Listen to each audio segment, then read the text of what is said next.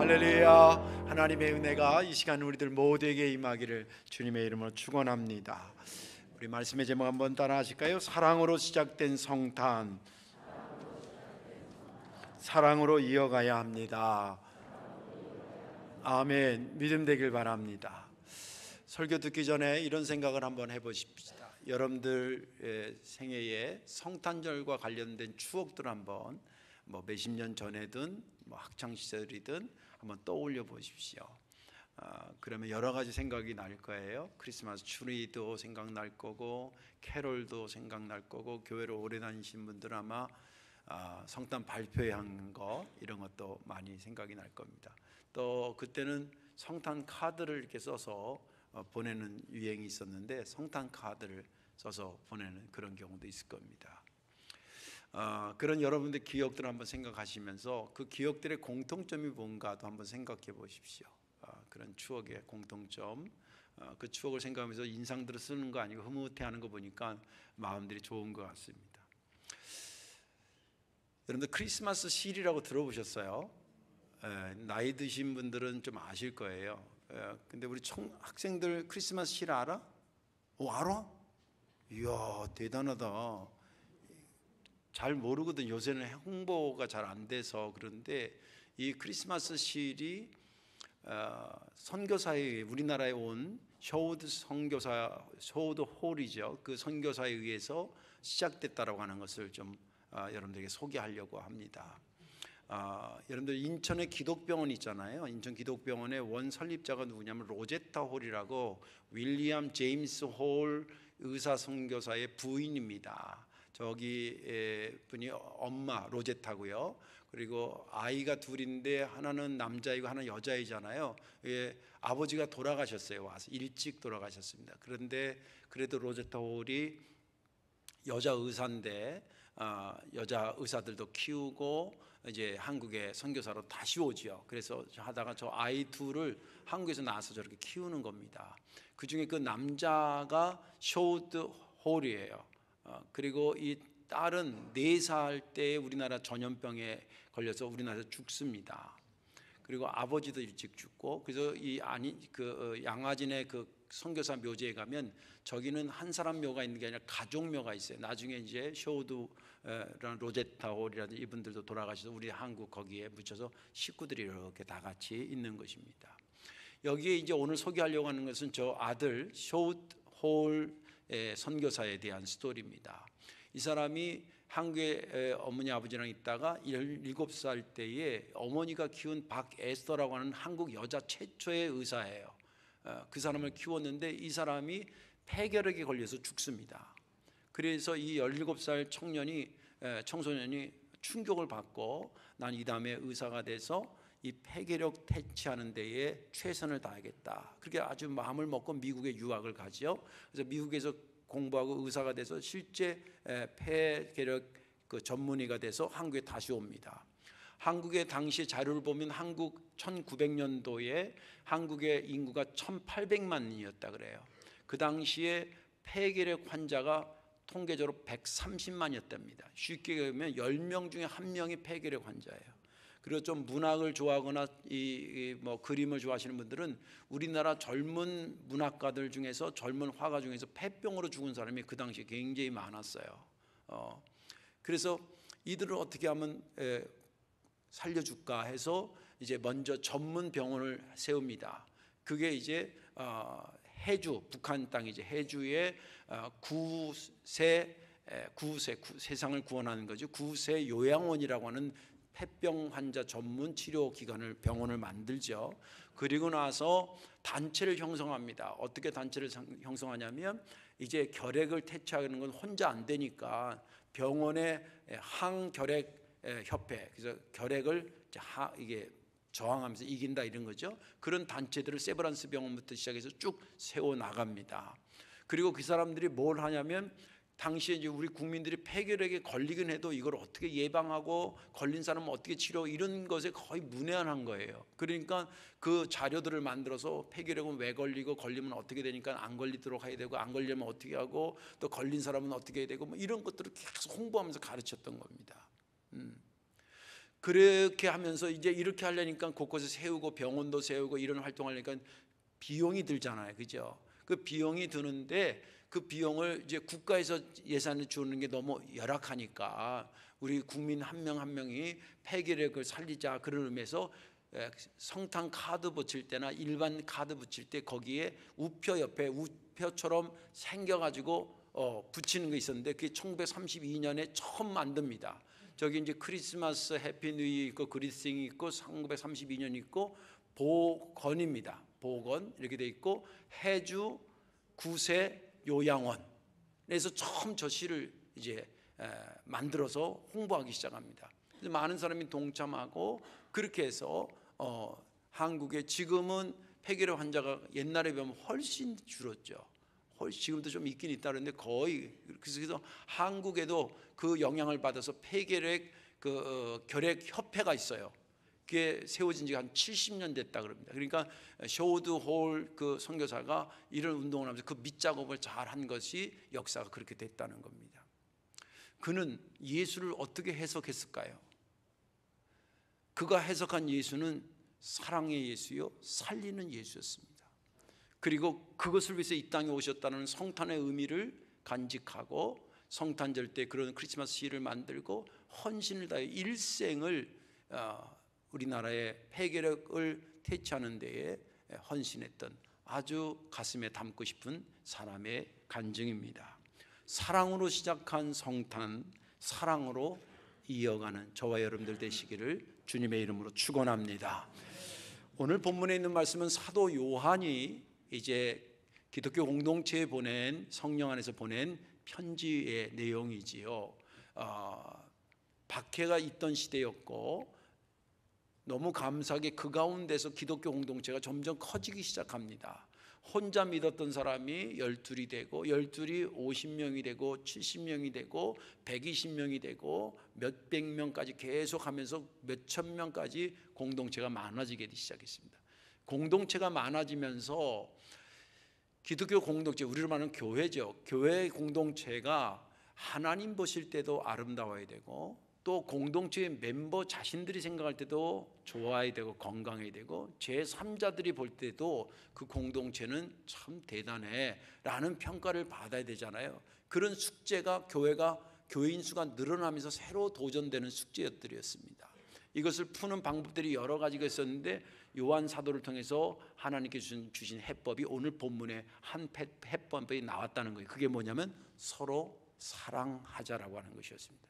그러면서 말씀이 이렇게 시작합니다. 사랑하는 성도 여러분, 서로 사랑하십시다. 사랑은 하나님께 속했잖아요. 그래서 다른 사람을 사랑하는 사람은 하나님으로부터 난 사람이고 하나님을 제대로 아는 사람입니다.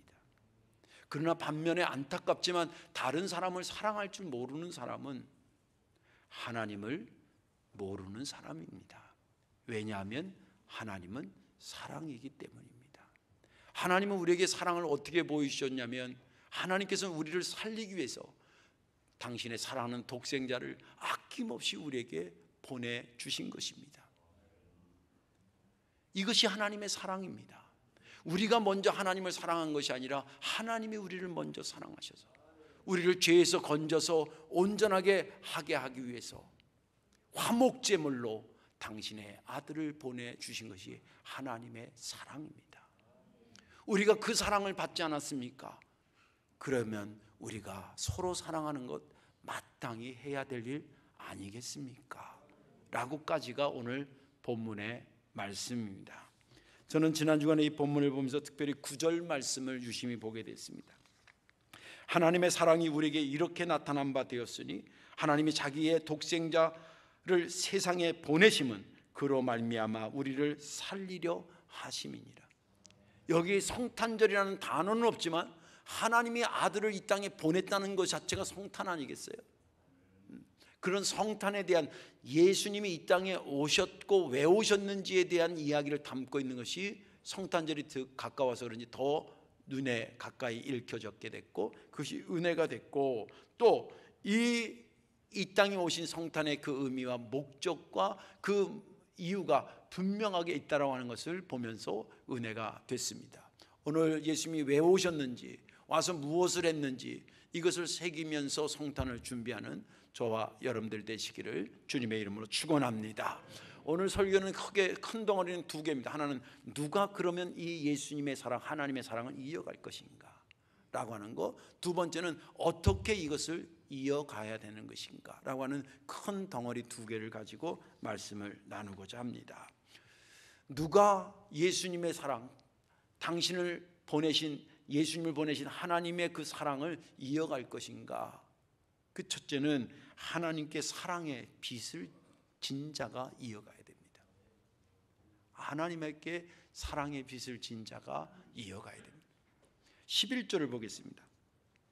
사랑하는 자들아, 하나님이 이같이 우리를 사랑하셨은즉 우리도 서로 사랑하는 것이 마땅하도다. 11절을 유심히 봐야 되는데 그것에서 크게 두 가지 것을 알 수가 있습니다. 하나는 하나님이 이같이 우리를 사랑했다 라고 하는 것, 그리고 두 번째는 우리도 그러니까 서로 사랑해야 된다는 얘기입니다.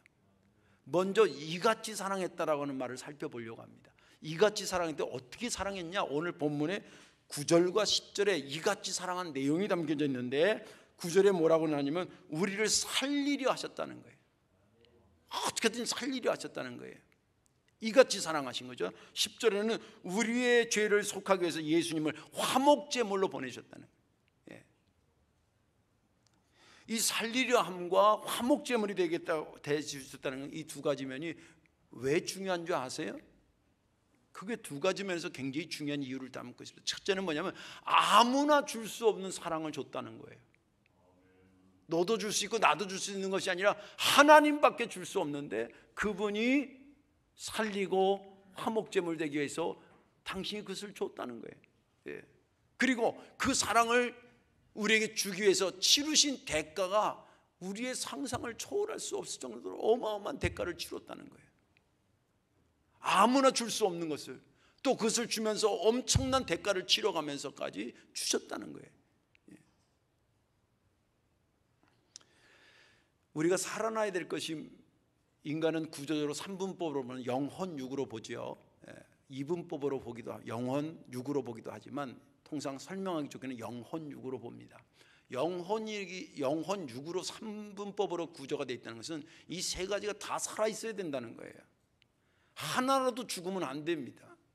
그래도 육신이 죽으면 땅속으로 가는 수밖에 없잖아요. 또 반대로 육신은 건강해도 혼이 죽었어. 사람이 사람 생각을 갖고 살아야 되는데 사람의 생각이 없어. 가끔 뉴스 보면 이상한 놈들 있잖아요. 어떻게 인간이 저럴 수 있냐. 이 혼이 죽은 거예요. 몸이 건강해도 혼이 죽으면 안 돼. 또 몸이 건강하고 혼이 살아있어도 그 영이 죽으면 안 돼. 그래서 이 세 가지 것을 살리기 위해서 분주하게 움직이는 분들이 누구냐면, 여러분들 육신을 살리기 위해서 훌륭한 의사들이 이런 한 환자 살리기 위해서 우리가 못 보는 가운데 얼마나 연구하는 줄 아세요? 왜냐면 아차하는 순간에 죽을 수도 있으니까. 살리려고 자기 간에는 공부 엄청 하거든요.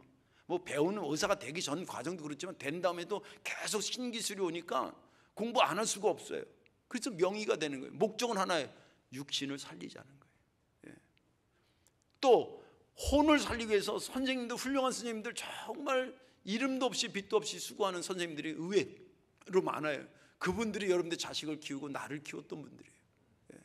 그분들이 몸을 살리기 위해서 훌륭한 의사 선생님이 있고 우리의 지식을 살리기 위해서 훌륭한 교사들이 있는데, 그분들이 아무리 훌륭해도 하지 못하는 것이 있어요.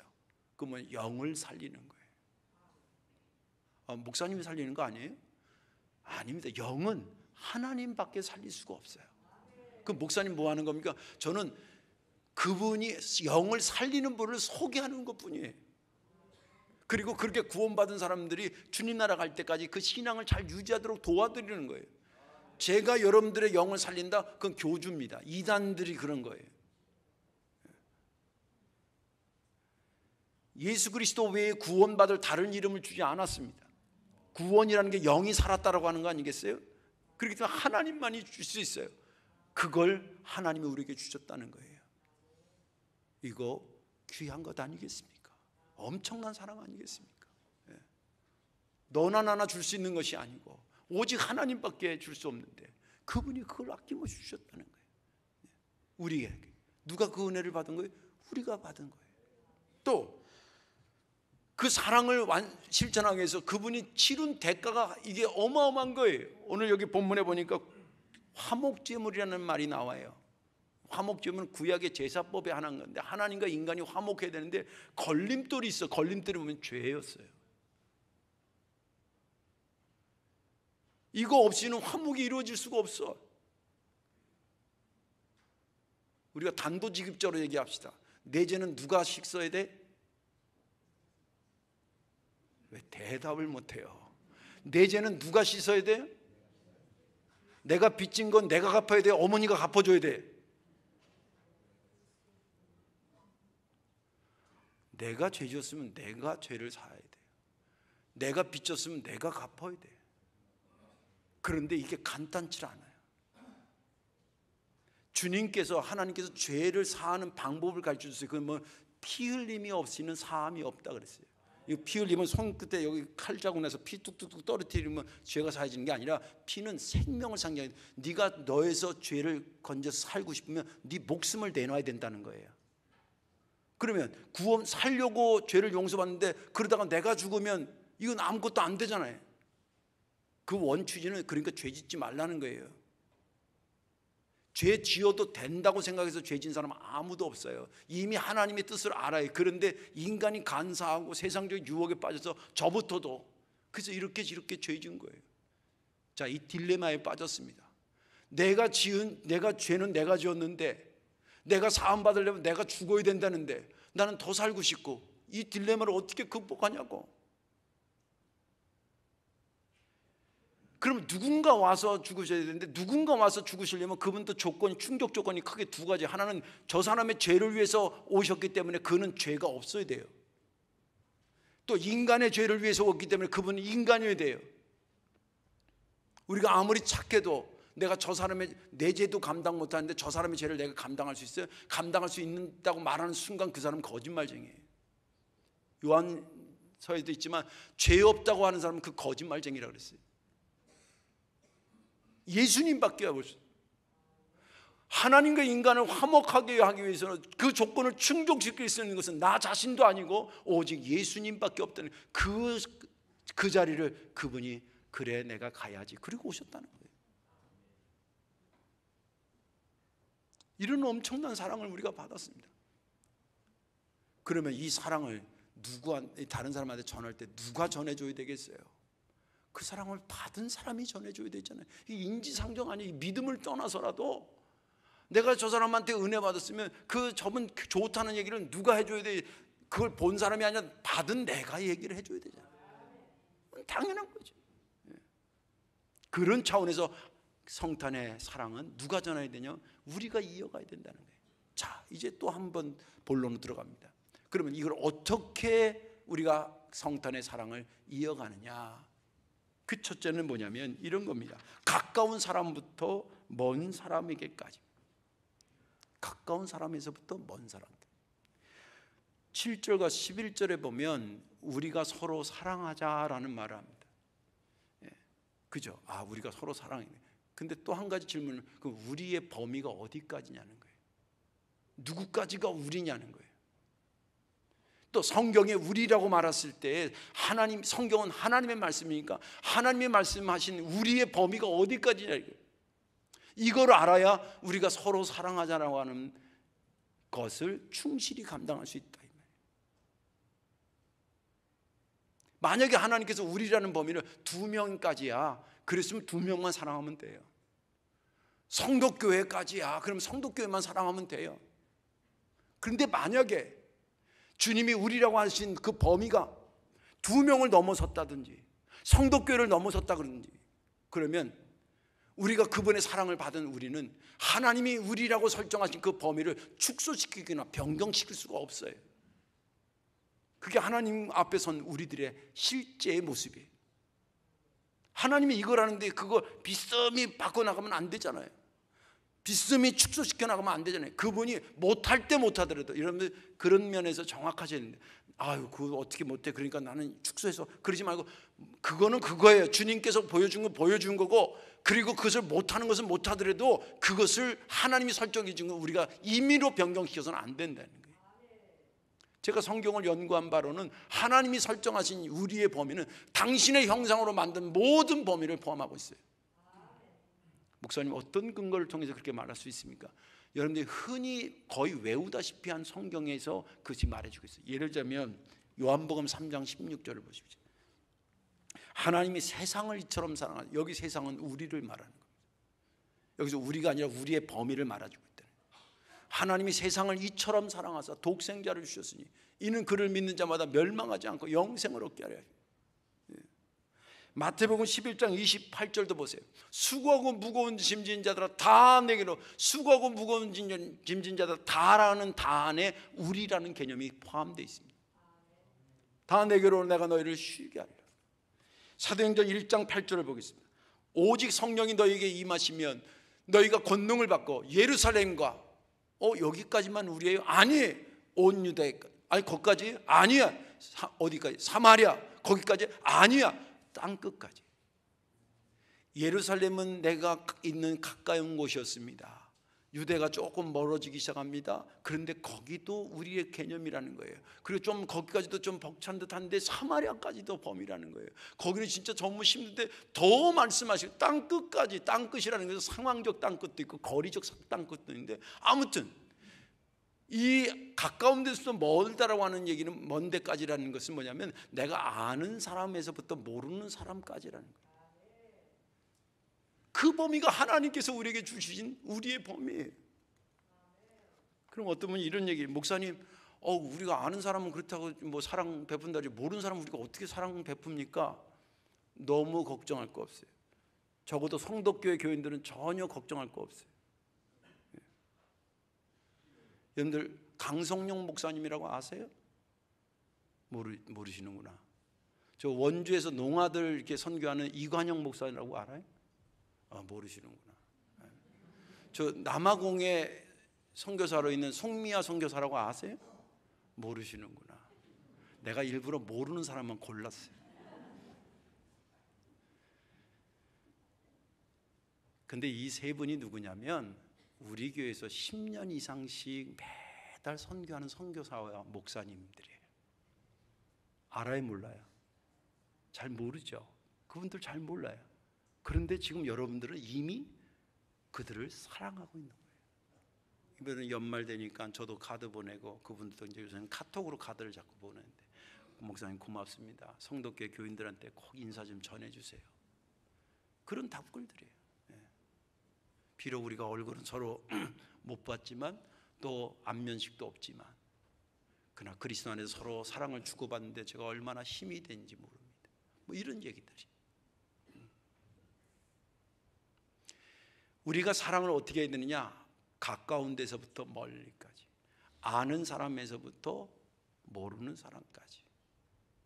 물론 아는 사람 위주로 하려고 그러면 쉽지만 모르는 사람을 넘어가려면 어려울 것입니다. 그래도 주님이 설정되는 것을 우리가 가다가 못 가는 한이 있더라도 그 설정은 변개되지 않는 것입니다. 저와 여러분들의 이 성탄의 사랑을 가까운 데서부터 멀리까지 전하는 저와 여러분들 되시기를 주의 이름으로 축원합니다. 또 한 가지가 되어 있는데, 그것은 뭐냐면 장점에서부터 허물까지입니다. 오늘 본문의 10절을 보겠습니다. 사랑은 여기 있으니 우리가 하나님을 사랑한 것이 아니요 하나님이 우리를 사랑하사 우리 죄를 속하기 위하여 화목 제물로 그 아들을 보내셨습니다. 여기 보면 우리 죄라는 말이 나와요. 이 죄는 옛날이나 지금이나 영적인 죄나 육적인 죄나 남자가 지었든 여자가 지었든 아이가 지었든 어른이 지었든 죄는 수치스럽고 그리고 허무한 거예요. 허물이에요. 죄 짓고 나서 허물이 없다고 얘기하는 사람은 진짜 허물 있는 사람이에요. 그런데 오늘 본문에 보면 주님께서 이 땅에 오실 때에 장점을 갖고 있는 사람들 박수 쳐주고 축하해주고 격려해주러 오시는 것이 아니라, 물론 그것도 포함되겠지만 그것이 아니라 죄로 인해서 허물 많은 사람들을 살리고 깨끗하게 하기 위해서 이 땅에 오셨다는 거예요. 그분이 그렇게 오셨다는데 우리가 그거 아니라고 그럴 수 없잖아요. 한번 생각해 보세요. 허물 많은 사람들을 그가 구원하기 위해서 오셨다니까 우리의 사랑의 범위가 또 어디까지 가야 된다는 거예요? 장점 있는 사람부터 시작해서 허물 있는 데까지 가는 것입니다. 예수님이 만난 사람들은 대부분이 허물 많은 사람이었습니다. 간음하다 붙잡힌 여자, 돈이 인생의 최고인 줄 알고 돈만 벌다가 했던 삭개오 같은 사람, 자기 남편이 몇 명인지도 모르고 그렇게 살았던 여인,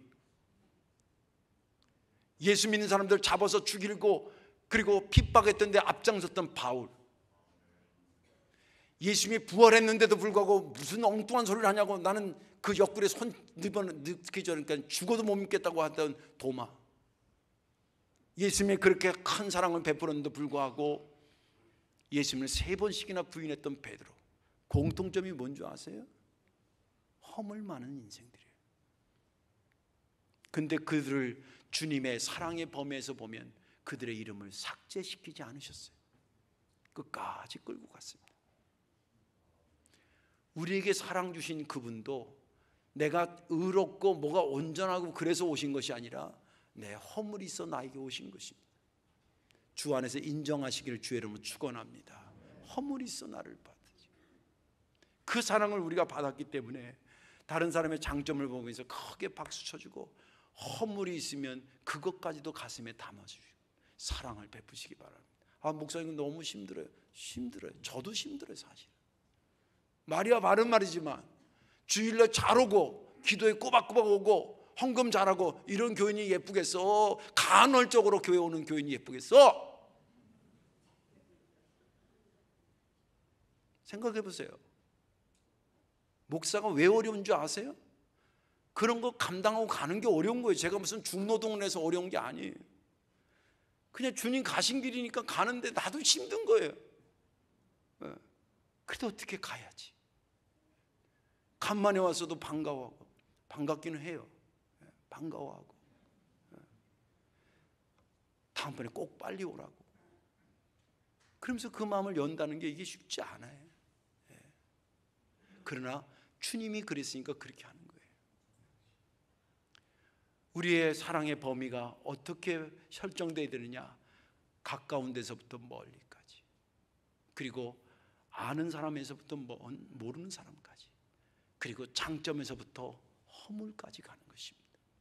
못 가다가 주저앉는 한이 있더라도 우리는 거기까지 가야 하는 것입니다. 이제 말씀을 정리하겠습니다. 만약에 성탄이 분노와 심판으로 시작됐다면 어떻게 됐을까요? 끔찍했을 겁니다. 그래도 사랑이 성탄의 시작이었으니 얼마나 감사합니까?